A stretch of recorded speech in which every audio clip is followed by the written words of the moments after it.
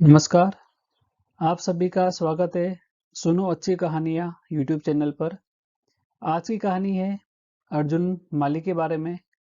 इस कहानी में आप देखेंगे कि किस तरह हजारों मनुष्यों की हत्या करने के बाद भी अर्जुन माली ने किस तरह से मोक्ष को प्राप्त किया।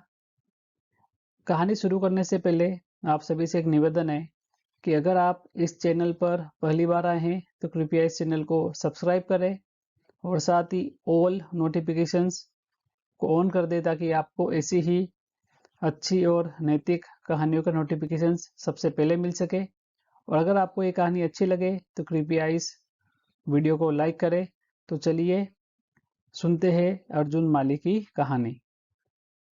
राजगृही नगरी में अर्जुन नाम का एक माली रहता था। उसकी पत्नी का नाम बंधुमती था। नगर के बाहर उसका एक सुंदर बगीचा था जिसमें तरह तरह के पुष्प थे। अर्जुन इसी बगीचे से अपनी जीविका चलाता था।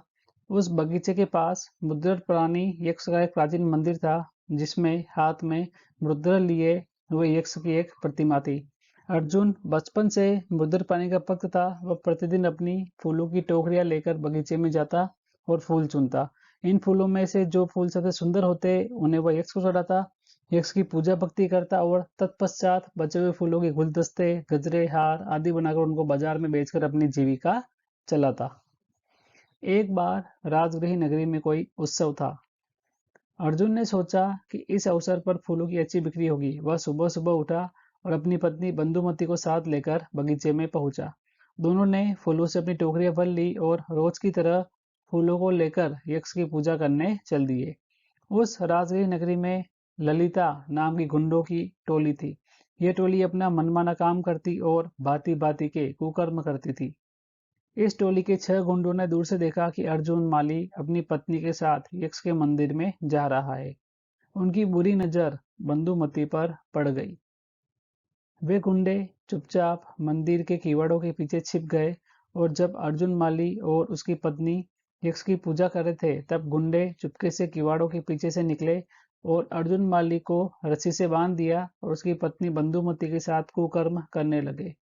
यह देखकर अर्जुन माली को क्रोध आया और वह अपने आप को धिक्कारने लगा। अर्जुन बंधन में जकड़ा रहा और गुस्से से तमतमाते हुए यक्ष से बोला, हे यक्ष, तुम्हारे स्थान में यह अनर्थ हो रहा है। इतने दिन तुम्हारी पूजा करने का यह फल मिला। मैं बचपन से तेरी पूजा करता आया पर मुझे पता नहीं था कि तू सिर्फ एक पत्थर की मूर्ति के अलावा और कुछ भी नहीं। यदि तुझ में कुछ शक्ति है, चमत्कार है तो आज तेरे भक्त की तेरे सामने ये दुर्दशा हो रही है। तुझे शर्म आनी चाहिए। कुछ दिखा अपना चमत्कार। अर्जुन के हृदय में अपमान का दंश था। मन में तीव्र वेदना थी। मुद्दरपाणी यक्ष ने सचमुच उसकी पुकार सुनी और उसके शरीर में प्रविष्ट हो गया।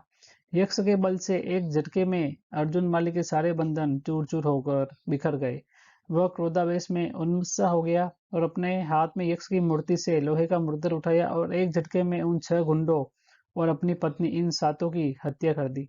7 मनुष्यों की हत्या करके भी यक्षाविष्ट अर्जुन का गुस्सा शांत नहीं हुआ। वह क्रोध में भूखे शेर की तरह इधर-उधर भटकने लगा। जो भी उसके सामने आता वह एक प्रहार में उसको मार डालता। इस घटना से उसके मन में इतना भयंकर क्रोध और घृणा जाग चुकी थी कि वह प्रतिदिन 6 पुरुष एवं एक स्त्री की हत्या करके ही शांत होता था। देखते ही देखते हरा भरा उद्यान शमशान घाट बन गया। राजगीर नगरी में हाहाकार मच गया। मौत के मुंह में कौन जाए। लोगों का आना जाना बंद हो गया। राजा सैनिक ने कई योद्धाओं को भेजा परंतु यक्ष की शक्ति के सामने कोई नहीं टिक पाया। राजा सैनिक ने राजगीर नगरी के द्वार बंद करवा दिए और किसी भी नागरिक को नगर के बाहर अर्जुन माले की दिशा में जाने से मना कर दिया। इसी बीच भगवान महावीर राजगीर नगरी के बाहर गुलशील उद्यान में पधारे। लोगों ने जब यह सुना तो उनमें प्रभु महावीर के दर्शन करने की भावना उमड़ी।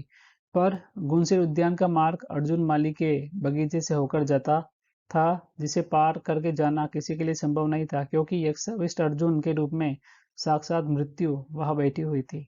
इसलिए सबने घर से ही भगवान की भक्ति भाव से वंदना कर ली।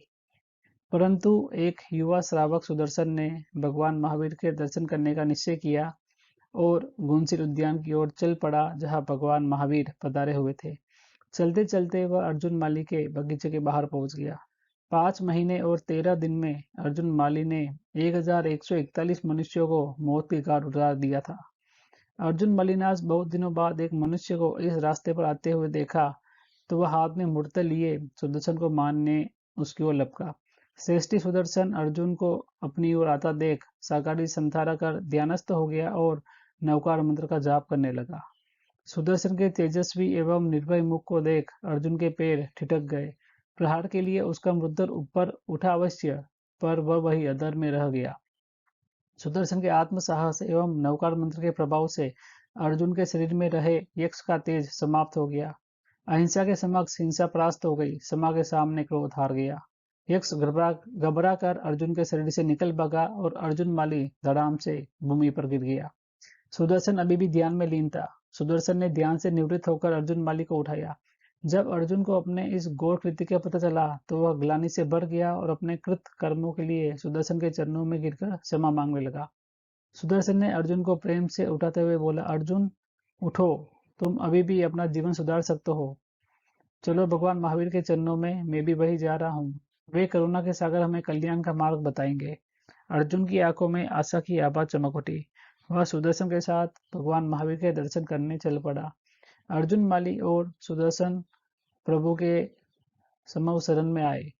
प्रभु का उपदेश हुआ। अहिंसा और प्रेम की वह धारा बही कि अर्जुन माली का हृदय आप्लावित हो उठा।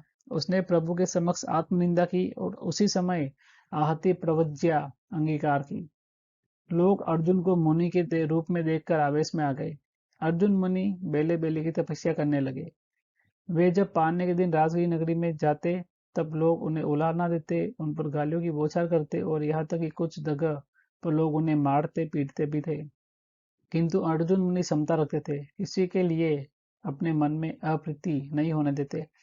जो भी उपसर्ग हो वो शांति से सह लेते। ऐसे उत्तम कोटि का तप करके और भावना बातें अर्जुन मुनि को 6 माह के बाद केवल ज्ञान हुआ और अंत में 15 दिन का अनशन करके अपने सारे कर्म खपा करके मोक्ष प्राप्त कर लिया।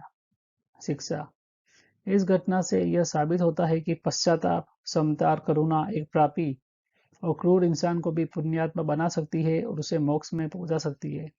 हमें भी पाप कर्मों से बचना चाहिए और अपने परम लक्ष्य यानी मोक्ष प्राप्ति के लिए प्रयास करते रहना चाहिए। अगर आपको ये कहानी अच्छी लगी हो तो कृपया इसे लाइक करें और साथ ही शेयर करें और इस चैनल को सब्सक्राइब करें। तो मिलते हैं अगली कहानी में, तब तक के लिए जय जिनेंद्र।